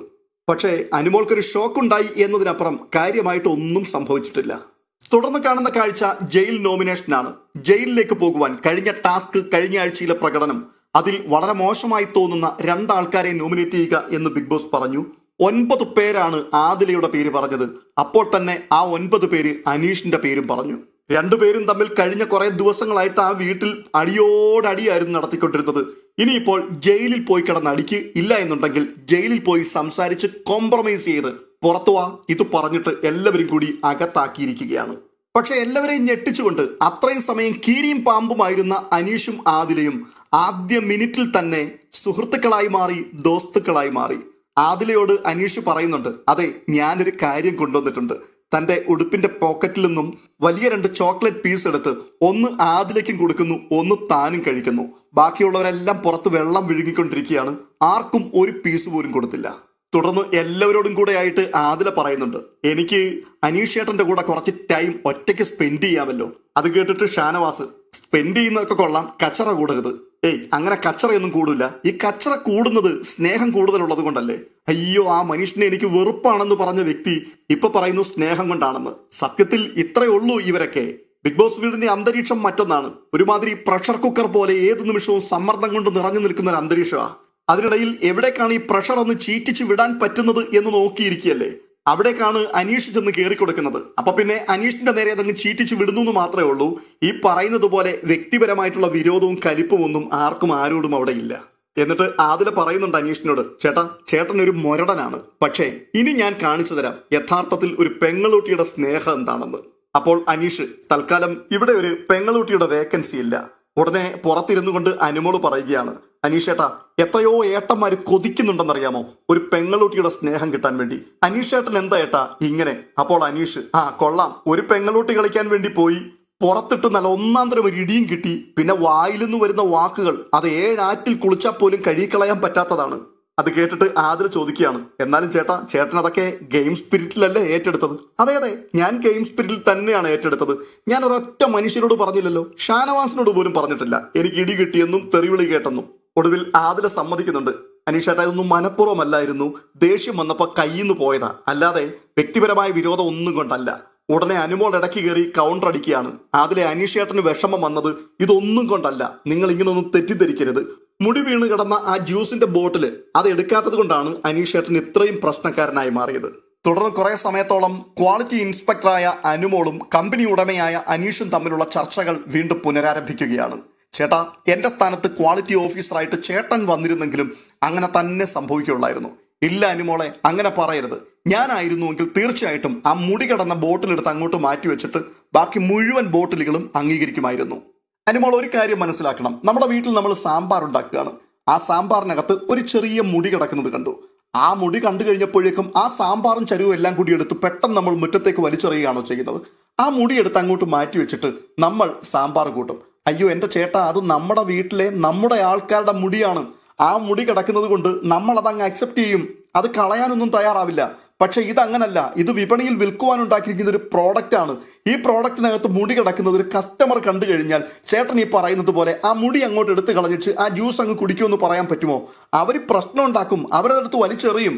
അതിന് കൃത്യമായിട്ട് അന്വേഷണ മറുപടിയില്ല. ജയിലിലെ വിസിറ്റേഴ്സ് എല്ലാം പോയതിനു ശേഷം പിന്നീട് ഇവർ രണ്ടുപേരും തമ്മിലുള്ള ഏകാന്ത നിമിഷങ്ങളാണ്. ആ സമയത്ത് പരസ്പരം ഹൃദയം തുറക്കുകയാണ്. ആദില പറയുന്നു, ചേട്ടന്റെ ആ ഡ്രോയിൽ നിന്നും ഞാനായിരുന്നു ആ കോയിൻ മോഷ്ടിച്ചതെന്ന് ചേട്ടൻ അറിയാമായിരുന്നു? എനിക്കറിയാമായിരുന്നു. ആഹാ, അതെങ്ങനെ മനസ്സിലായി? എനിക്ക് മനസ്സിലാവുമല്ലോ. ഒന്നുകിൽ ഷാനവാസ് അല്ലെങ്കിൽ ആദില, നിങ്ങൾ രണ്ടുപേരിൽ ഒരാളല്ലാതെ പിന്നെ ആ ഡ്രോയറിനകത്ത് വേറെ ആരും അവിടെ കൈയിടത്തില്ലെന്ന് എനിക്ക് നന്നായിട്ട് അറിയാം. എന്തൊക്കെയാണ് നിങ്ങൾ അവിടെ ഞാൻ കിടക്കുമ്പോൾ വന്ന് കാണിക്കുന്നത്? ഞാൻ ഉള്ളപ്പോഴും ഇല്ലാത്തപ്പോഴും നിങ്ങളാണ് അതിക്രമം കാണിക്കുന്ന ആൾക്കാർ. അതുകൊണ്ട് നിങ്ങൾ രണ്ടുപേരിൽ ആരെങ്കിലും ഒരാൾ, ഇത് ഞാൻ ഉറപ്പിച്ചതാണ്. ഞാൻ കിടക്കുന്ന കട്ടിലിന്റെ തലക്കിലുണ്ടായിരുന്ന പേര് അത് വലിച്ചു പറിച്ചു കളഞ്ഞത് ആരാണ്? ആദിലയാണ്. ഞാൻ അവിടെ കിടന്ന് ഉറങ്ങുമ്പോൾ എന്റെ ചെവിക്കീഴിൽ കൊണ്ടുവന്ന് പാത്രം കൊട്ടുന്നത് ആരാണ്? ആദിലയാണ്. എന്റെ കയ്യിൽ മുഴുവനും ഓയിൽ ഒഴിക്കുകയും പതപുരട്ടുകയും ചെയ്തത് ആരാണ്? അതും ആദില തന്നെയാണ്. അപ്പോൾ ആദില തന്നെ ഇതും ചെയ്യുള്ളൂ എന്ന് എനിക്ക് നന്നായിട്ട് അറിയാം. അത് കേട്ടിട്ട് ആദില, അപ്പോൾ ചേട്ടൻ ഇവിടെ എന്തൊക്കെയാ ചെയ്യുന്നതെന്ന് ഞാൻ പറയട്ടെ. നമ്മൾ ഈ രാവിലെ സമയത്ത് നല്ല പീസ് ഓഫ് മൈൻഡോട് കൂടിയാണ് അങ്ങോട്ട് എഴുന്നേറ്റ് വരുന്നത്. ഈ എഴുന്നേറ്റ് വരുന്ന സമയത്ത് നമ്മുടെ മുമ്പിൽ വന്നിരുന്നുകൊണ്ട് ആവർത്തിച്ച് ഒരേ കാര്യം തന്നെ പറയുമ്പോൾ അതിനകത്തുണ്ടാകുന്ന ഒരു ഇറിറ്റേഷൻ അത് എത്ര ഭയങ്കരമാണെന്നറിയാമോ? അയ്യോ അതെ, അത് ഞാൻ എൻ്റെ വീടാണെന്ന് കണ്ട് ചെയ്യുന്നതാണ്. എൻ്റെ അനിയനും ഇങ്ങനെ തന്നെയാണ്. ഞാനൊന്ന് എഴുന്നേക്കാൻ താമസിച്ചു കഴിഞ്ഞാൽ അവൻ എൻ്റെ മുമ്പിൽ നിന്ന് മാറാതെ ഇങ്ങനെ പറഞ്ഞു നിൽക്കും. ഒടുവിൽ അവൻ എന്നെ എഴുന്നേൽപ്പിച്ച് ഞാൻ ചെയ്യേണ്ട പണി അവൻ എന്നെ കൊണ്ട് എടുപ്പിക്കും. അങ്ങനെയാണെങ്കിൽ ഇത് അനീഷിന്റെ മാത്രം പ്രശ്നമല്ല, ഇത് കുടുംബപരമായിട്ടുള്ള പ്രശ്നമാണ്. ഇതിനെ 2K കിഡ്സ് മാനുഫാക്ചറിങ് ഡിഫക്റ്റ് എന്ന് പറയാറുണ്ട്. എങ്കിലും നിങ്ങളോടുള്ള സ്നേഹം കൊണ്ടാണ് ഞാൻ ഇങ്ങനെയൊക്കെ ചെയ്യുന്നത് കേട്ടോ. ചേട്ടൻ ഞങ്ങളോട് സ്നേഹമുണ്ടോ? പിന്നെ സ്നേഹം ഇല്ലാഞ്ഞിട്ടാണോ? എന്നിട്ട് എന്താ ഏട്ടൻ നൂറയുടെ മുഖത്ത് നോക്കി എനിക്ക് നിന്നെ ഇഷ്ടമല്ല എന്ന് പറഞ്ഞത്? അവക്കത് വല്ലാതെ ഹേർട്ടായിട്ടുണ്ട്. അതെ, നിങ്ങളുടെ കയ്യിലിരിപ്പ് കൊണ്ടാണ്. നിങ്ങൾക്കറിയാവോ, നിങ്ങൾ ഇവിടെ വന്നു കയറിയ ആദ്യത്തെ ആഴ്ചയിൽ തന്നെ ഞാൻ പറഞ്ഞത് നിങ്ങളുടെ രണ്ടുപേരുടെയും വീട്ടുകാർ ഇവിടെ വരണം, ഫാമിലി തമ്മിൽ ഒരുമിക്കണം. ആദിലയുടെ ഉമ്മ ആദിലയുടെ കൈയും പിടിച്ച്, നൂറയുടെ ഉമ്മ നൂറയുടെ കൈയും പിടിച്ച് അങ്ങനെ ഇടവും വലവും നടക്കുന്ന ആ കാഴ്ചയാണ് എൻ്റെ മനസ്സിനകത്തുള്ളത്. ഓ അത് ശരി, അങ്ങനെയാണെങ്കിൽ അടുത്ത ആഴ്ച ഞാൻ എവിക്റ്റായി പോയാലോ? അങ്ങനെ എവിക്റ്റായൊന്നും പോവില്ലല്ലോ. ചേട്ടന് ഉറപ്പുണ്ടോ? അതെ, പോകില്ലെന്ന് തന്നെയാണ് എൻ്റെ വിശ്വാസം. അപ്പോൾ ആദില പറയുകയാണ്, ചേട്ടൻ പറഞ്ഞതുപോലെ വന്നാൽ അത് തികച്ചും മാറുവലായിട്ടുള്ളൊരു അനുഭവമായിരിക്കും. അങ്ങനെ അവർ വന്നാൽ അവരെ ആദ്യം ഞാൻ പരിചയപ്പെടുത്തി കൊടുക്കുന്നത് ചേട്ടനെ ആയിരിക്കും. എത്ര സ്നേഹത്തോടു കൂടിയാണ് രണ്ടാൾക്കാരും ഇപ്പോൾ സംസാരിക്കുന്നത്. പകയും വെറുപ്പും അസൂയയും കുശുമ്പും ഏഷണി പറച്ചിലും എല്ലാം 10 മിനിറ്റ് ജയിലിൽ കിടന്നപ്പോഴേക്കും ഉരുകി ഒലിച്ച് എങ്ങാണ്ടോട്ട് പോയി. അനീഷ് പറയുന്നുണ്ട്, ഇത്രയും കാലം നിങ്ങൾ ഒത്തിരി സഹിച്ചില്ലേ, ഇനിയുള്ള കാലം എല്ലാവരോടും സ്നേഹത്തോട് സന്തോഷത്തോടെ അങ്ങനെ ഉല്ലസിച്ച് നടക്ക്, അത് കാണാനാണ് ഞാൻ ആഗ്രഹിക്കുന്നത്. അപ്പോൾ ആദില, അറിയില്ല, അങ്ങനെയൊക്കെ സംഭവിച്ചിരുന്നേ കൊള്ളായിരുന്നു, അവരൊക്കെ വന്നിരുന്നെങ്കിൽ നന്നായിരുന്നു. ഇവരൊക്കെ ആഗ്രഹിക്കുന്നുണ്ട് വീട്ടുകാരുമായിട്ടൊക്കെ ഒരുമിച്ച് ചേർന്ന് പോകണമെന്ന്. പക്ഷെ എന്ത് ചെയ്യാനാ, അടുത്തതായിട്ട് കാണുന്നത് ഒരു സ്പോൺസർ ടാസ്ക് ആണ്. ബർജർ പെയിന്റിന്റെ ഒരു ടാസ്ക് ആണ്. വളരെ മനോഹരമായ ഒരു ടാസ്ക് ആയിരുന്നു കേട്ടോ. പെയിന്റിന്റെ പരസ്യമൊക്കെ കാണിക്കുമ്പോൾ ഭിത്തിയിൽ പണ്ട് കറ പിടിപ്പിക്കരുതെന്നല്ലേ പറയുന്നത്. ഇനിയിപ്പോൾ നിങ്ങൾ ഭിത്തിയിൽ കറ പിടിപ്പിച്ചോളൂ, നമുക്കത് കഴുകിക്കളയാം എന്ന പരസ്യം കാണാറില്ലേ? ആ ഒരു അർത്ഥം ഉൾക്കൊള്ളുന്ന ടാസ്ക് ആണ്. പക്ഷെ ആ ടാസ്കിനുള്ളിൽ വളരെ മനോഹരമായിട്ടുള്ള 2 മെസ്സേജുകൾ 2 തിരഞ്ഞെടുക്കപ്പെട്ട ഗ്രൂപ്പുകൾക്ക് കൊടുക്കുവാൻ കഴിഞ്ഞു എന്നുള്ളതാണ്. ഒന്ന് ജിസൈലും അക്ബറുമാണ്, 2 നെവിനും ലക്ഷ്മിയുമാണ്. 2 ടീമുകളായി തിരിഞ്ഞിട്ട് ഇവർ 2 പേരും കൂടി ഒരു ബോർഡിൽ, വൈറ്റ് ബോർഡാണ്, ആ ബോർഡിലേക്ക് കുറെ ക്രയോൺസ്, കുറെ ലിപ്സ്റ്റിക്ക്, സ്കെച്ച് പെൻസ്, ക്യൂടെക്സ്, അങ്ങനെ കുറെ സാധനങ്ങൾ വെച്ച് അപ്പുറവും ഇപ്പുറവുമുള്ള ഈ വൈറ്റ് ബോർഡുകളിൽ എന്തെങ്കിലുമൊക്കെ വരച്ചിടുക. എന്ന് വെച്ചാൽ അലങ്കോലമാക്കുക. പക്ഷേ ഈ അലങ്കോലമാക്കുന്ന വരകളും കുറികളും ഉണ്ടല്ലോ, അതൊരിക്കലും ചുമ്മാ അങ്ങോട്ടും ഇങ്ങോട്ടും വരയ്ക്കാൻ പാടില്ല. എന്തെങ്കിലും ക്രിയേറ്റീവായിട്ട് വരയ്ക്കണം. എന്തെങ്കിലും ഒരു സന്ദേശം നിങ്ങൾക്ക് അതിനകത്തുകൂടി സമൂഹത്തിന് കൊടുക്കാൻ കഴിയണം. അത് വളരെ ഗംഭീരമായി 2 ആൾക്കാരും ചെയ്തു കേട്ടോ. അക്ബറും ജിസൈലും വരച്ചത് യുദ്ധം വേണ്ട എന്നുള്ള സന്ദേശമാണ്. കുറെ കെട്ടിടങ്ങൾ, ആ കെട്ടിടങ്ങളുടെ മുകളിൽ കൂടി ബോംബർ വിമാനങ്ങൾ ചീറിപ്പാഞ്ഞു പോയിക്കൊണ്ടിരിക്കുന്നു, മിസൈലുകൾ വന്നു വീഴുന്നു, സർവത്ര നാശനഷ്ടങ്ങൾ സംഭവിക്കുന്നു, എല്ലാം നഷ്ടപ്പെട്ട് തകർന്നവരായി ഒരു കൂട്ടം കുട്ടികൾ അങ്ങോട്ടും ഇങ്ങോട്ടും ഓടുന്നു. ഇതൊക്കെയാണ് നിമിഷ നേരങ്ങൾ കൊണ്ട് ആ വൈറ്റ് ബോർഡിൽ അവർ കോറിയിടുന്നത്. എന്നാൽ നെവിനും ലക്ഷ്മിയുമാകട്ടെ പരിസ്ഥിതിയെ എങ്ങനെ മലിനമാക്കുന്നു എന്നുള്ള സന്ദേശമായിരുന്നു. വേസ്റ്റുകൾ, സർവത്ര വേസ്റ്റുകൾ, അത് അവിടെയും ഇവിടെയെല്ലാം വാരിയെറിയുന്നു. ഈ വേസ്റ്റ് പെറുക്കുവാൻ വേണ്ടി കൊച്ചുകുട്ടികൾ പലരും ചാക്കുമായിട്ട് ഓടി നടക്കുന്നു. അങ്ങനെ കളർഫുൾ ആയിട്ടുള്ള ഒരു ഭൂമിയെ എങ്ങനെ മലീമസമാക്കി തീർക്കുന്നു എന്നുള്ളതിന്റെ ഒരു ചിത്രവും അതിൽ കൂടി നല്ലൊരു സന്ദേശവും. എന്തായാലും തിരഞ്ഞെടുക്കപ്പെട്ടത് നെവിന്റെയും ലക്ഷ്മിയുടെയും ചിത്രമായിരുന്നു. കാരണം നെവിൻ ഒരു കൊറിയോഗ്രാഫർ കൂടി ആയതുകൊണ്ട് വളരെ മനോഹരമായിട്ട് ആ ഒരു സന്ദേശം അയാൾക്ക് ആ ബോർഡിൽ വരച്ചിടുവാൻ കഴിഞ്ഞു. 2 പേരുടെയും ചിത്രരചനയ്ക്ക് ശേഷം അവർ 2 പേരും അതിനെക്കുറിച്ച് കുറച്ച് കാര്യങ്ങൾ എക്സ്പ്ലെയിൻ ചെയ്യുന്നുണ്ടായിരുന്നു. അക്ബർ പറഞ്ഞൊരു കാര്യമുണ്ട്, ഇന്ന് ലോകത്ത് നടക്കുന്ന ഏറ്റവും ഭീകരമായ വിപത്ത് എന്ന് പറയുന്നത് യുദ്ധമാണ്. അവിടെ ഒത്തിരി കുട്ടികൾ മരിച്ചു വീണുകൊണ്ടിരിക്കുന്നു. തങ്ങൾ എന്തിനു വേണ്ടിയാണ് മരിക്കുന്നതെന്ന് പോലും ആ കുട്ടികൾക്ക് അറിയില്ല എന്നുള്ളതാണ് ഏറ്റവും ഖേദകരമായ കാര്യം. ബാല്യകാലം ഉല്ലസിച്ചോടി നടക്കേണ്ടതാണ്. അവർക്ക് വിദ്യാലയങ്ങളില്ല, എല്ലാം നശിപ്പിക്കപ്പെട്ടു. അവർക്ക് ബാല്യകാലമില്ല, ഉല്ലാസങ്ങളില്ല, സ്വന്തം കിടപ്പാടം പോലുമില്ല. മരിക്കുവാൻ വേണ്ടി മാത്രമുള്ള ബാല്യം. അതുകൊണ്ട് സേ നോട്ട് വാർ എന്നുള്ളൊരു സന്ദേശമാണ് ഞങ്ങൾ ഈ ചിത്രത്തിൽ കൂടി നൽകുന്നത്. എല്ലാവർക്കും ഈ ഭൂമി അവകാശപ്പെട്ടതാണ്, അതുകൊണ്ട് എല്ലാവരും ഈ ഭൂമിയിൽ ജീവിക്കേണ്ടവരാണ് എന്നുള്ളൊരു സന്ദേശമാണ്. തുടർന്ന് സംസാരിച്ചത് നെവിനാണ്. നെവിൻ വളരെ മനോഹരമായിട്ട് വരച്ചു എന്ന് മാത്രമല്ല, നന്നായിട്ട് അതിനെ അവതരിപ്പിക്കുകയും ചെയ്തു. ആ ചിത്രം 3 ഭാഗങ്ങളായിട്ടാണ് കാണുന്നത്. മനോഹരമായ ഒരു ഭൂമിയെ പ്രതിനിധാനം ചെയ്യുന്ന ഒരു ഭാഗമുണ്ട്. പൂക്കളങ്ങളും പൂവുകളും ഒക്കെ കൊണ്ട് വളരെ സന്തോഷം നിറഞ്ഞു നിൽക്കുന്ന ഒരു സ്ഥലം. അതിന്റെ നേരെ ഓപ്പോസിറ്റ് സൈഡിൽ കാണുന്നത് ഒരു കാറ്. ആ കാറിൽ കൂടി പോകുന്ന ആൾക്കാർ കാറിന്റെ ഗ്ലാസ് താഴ്ത്തിയിട്ട് അതിൽ കൂടി പഴത്തൊലി വലിച്ചു പുറത്തേക്ക് എറിയുന്ന കാഴ്ചയാണ്. എന്നാൽ ഇതിന്റെ 2ന്റെയും നടുവിൽ താഴെ ഒരു കൊച്ചുകുട്ടി ഒരു ചാക്കിനകത്ത് ഈ വേസ്റ്റ് മുഴുവനും ശേഖരിച്ചു കൊണ്ടുപോകുന്ന മറ്റൊരു കാഴ്ചയും കൂടി വരച്ചു വെച്ചിട്ടുണ്ട്. അതേപ്പറ്റി അവർ വിശദീകരിക്കുന്നത് ഇങ്ങനെയാണ്: കാറിൽ യാത്ര ചെയ്യുന്നവർ പഴം തിന്നിട്ട് തൊലി വലിച്ച് ദൂരേക്ക് എറിഞ്ഞു കളയുന്നു. അവർ ഭൂമിയെ മലിനമാക്കുകയാണ്. രണ്ടാമത് മറ്റൊരു ചിത്രം, സമൂഹത്തിലെ ഉന്നതരായിട്ടുള്ള വ്യക്തികൾ, നല്ല രീതിയിൽ ജീവിക്കുന്ന വ്യക്തികൾ, വേസ്റ്റ് ഒക്കെ പ്രോപ്പറായിട്ട് സംസ്കരിക്കുവാൻ തക്കവണ്ണമുള്ള ആസ്തിയുള്ള ആൾക്കാർ, അവരാണ് ശരിക്കും ഈ ഭൂമിയെ മലിനമാക്കുന്നത്. അവർ ചെയ്യേണ്ട കാര്യം ചെയ്യാതെ ഈ വേസ്റ്റ് മുഴുവനും വലിച്ചവർ റോഡിലേക്ക് എറിഞ്ഞു കളയുകയാണ്. പക്ഷെ ഈ സമ്പന്നരായ ആൾക്കാർ വലിച്ചെറിയുന്ന വേസ്റ്റ് അതാരാണ് പെറുക്കി കൂട്ടുന്നത്? ആ വേസ്റ്റ് പെറുക്കി ജീവിക്കേണ്ട ഗതികേട് ആർക്കാണ് വരുന്നത്? ദരിദ്രരായ ഒരു കൂട്ടം ആൾക്കാർക്കാണ്. വേസ്റ്റ് പെറുക്കി നടക്കുന്ന ആ കുട്ടിക്ക് പഠിക്കണം, അതിന് വിദ്യാലയത്തിൽ പോകണം. പക്ഷേ പഠിക്കുവാൻ സ്കൂളിൽ പോകാതെ വേസ്റ്റ് പെറുക്കി നടക്കുവാൻ ഒരു അവസരം ഉണ്ടാകുന്നുണ്ടെങ്കിൽ ആ വേസ്റ്റ് ആരാണ് അവിടേക്ക് അവന്റെ മുമ്പിൽ വലിച്ചെറിഞ്ഞു കൊടുക്കുന്നത്? അത് സമ്പന്നരായ ഒരു കൂട്ടം ആൾക്കാരാണ്. അതുകൊണ്ട് തന്നെ സമ്പന്നൻ എപ്പോഴും സമ്പന്നനായിട്ടും ദരിദ്രൻ എപ്പോഴും ദരിദ്രനായിട്ടും പോയിക്കൊണ്ടിരിക്കുന്നു. ഇതിന്റെ നടുവിൽ ഭൂമി മലീമസമായി മാറിക്കൊണ്ടുമിരിക്കുന്നു. മനോഹരമായൊരു സന്ദേശമാണ് ഇതിൽ കൂടി അവർ നൽകിയത്. 2 പേരും അഭിനന്ദനം അർഹിക്കുകയാണ്. നല്ല രീതിയിൽ ചിത്രം വരയ്ക്കുകയും നല്ലൊരു സന്ദേശം കൊടുക്കുകയും ചെയ്തു 2 ആൾക്കാരും. പക്ഷേ അല്പം മികച്ചു നിന്നത് നെവിനും ലക്ഷ്മിയുമായിരുന്നു. ആ ഗ്രൂപ്പിനാണ് സമ്മാനം ലഭിക്കുന്നത്. അവസാനമായിട്ട് ആ പരസ്യചിത്രം എന്താണോ ഉദ്ദേശിക്കുന്നത് അത് പ്രേക്ഷകരിലേക്ക് എത്തിക്കുവാനുള്ള ശ്രമമാണ്. അതായത്, നിങ്ങൾ കറ പുരട്ടിക്കോളൂ, നിങ്ങൾ വേസ്റ്റ് വാരി ഇട്ടുകൊള്ളൂ, ഞങ്ങൾ അതിനെ ക്ലീൻ ചെയ്തു തരാം. അതെ, അത്രയും സമയം വരച്ചിട്ടത് മുഴുവനും ഒറ്റ മിനിറ്റിനുള്ളിൽ എല്ലാ ആൾക്കാരും കൂടി ചേർന്ന് ക്ലീൻ ആക്കി വിടുകയാണ്. ഇതാണ് പെയിന്റിന്റെ പരസ്യം. ഈ ബർജർ പെയിന്റ് നിങ്ങൾ വാങ്ങി നിങ്ങളുടെ വീട്ടിലടിച്ചോളൂ, എന്നിട്ട് കറ പുരട്ടിക്കോളൂ, എന്നിട്ട് തുണിയും പച്ചവെള്ളവും ഉപയോഗിച്ച് നിങ്ങൾ കഴുകി വൃത്തിയാക്കിക്കോളൂ. ഇതാണ് ഇവിടുത്തെ ബിസിനസ് സന്ദേശം. അവസാനമായി ക്യാപ്റ്റൻസി നോമിനേഷൻ നടക്കുകയാണ്. 9 വോട്ടുകൾ ബിന്നിക്ക് ലഭിക്കുന്നുണ്ട്, 6 വോട്ടുകൾ ആര്യന് ലഭിക്കുന്നുണ്ട്. 4 വോട്ടുകൾ സാബുമാനും 4 വോട്ടുകൾ അക്ബറിനും ലഭിക്കുന്നുണ്ട്. സാബുമാനെയും അക്ബറിനെയും വീണ്ടും ഒന്നുകൂടി നോമിനേറ്റ് ചെയ്യുന്നു. അതിൽ അക്ബർ ജയിച്ചു കയറുന്നു. അങ്ങനെ അടുത്ത ആഴ്ച ക്യാപ്റ്റൻസി ടാസ്കിലേക്ക് മത്സരിക്കുവാൻ 3 പേരാണ് റെഡിയായി നിൽക്കുന്നത്: അക്ബർ, ആര്യൻ, ബിന്നി. ബിന്നിക്ക് ഈ 9 വോട്ട് വീഴുവാനുള്ള പ്രധാനപ്പെട്ട ഒരു കാരണമുണ്ട്. അതായത് ഓൾറെഡി ബിന്നി കഴിഞ്ഞ ടാസ്കിൽ വിജയിച്ച് ഇമ്മ്യൂണിറ്റി നേടി നിൽക്കുന്ന ഒരാളാണ്. അങ്ങനെ ഇമ്മ്യൂണിറ്റി നേടി ബിന്നി അവിടെ നിൽക്കുന്ന സമയത്ത് ക്യാപ്റ്റനായിട്ട് മറ്റൊരാളിനെ തെരഞ്ഞെടുത്തു കഴിഞ്ഞാൽ ആ ആളിനും ഒരു ഇമ്മ്യൂണിറ്റി ലഭിക്കുകയാണ്. ഒരാഴ്ച അയാൾ നോമിനേഷൻ ഫ്രീ ആയി മാറുകയാണ്. അങ്ങനെയാണെങ്കിൽ അത് വേണ്ട, ബിന്നിയെ ക്യാപ്റ്റൻ ആക്കുകയാണെന്നുണ്ടെങ്കിൽ ഈ നോമിനേഷൻ ഫ്രീ എന്ന് പറയുന്ന പരിപാടി ഉണ്ടല്ലോ, അത് തൽക്കാലം അസാധുവാകും. അതിന്റെ ലക്ഷ്യത്തിൽ മാത്രമാണ് ഇത്രയും ആൾക്കാർ ബിന്നിയുടെ പേര് പറഞ്ഞത്. അവർ ചിന്തിച്ചു തന്നെയാണ് അടിച്ചത്. തുടർന്ന് വീണ്ടും ജയിലിലെ കാഴ്ചകളാണ്. ആദിലയ്ക്കും നൂറയ്ക്കും ജയിലിലൊരു ടാസ്ക് ലഭിക്കുന്നുണ്ട്. ആ ടാസ്ക് മാല കോർക്കുക എന്നുള്ളതാണ്.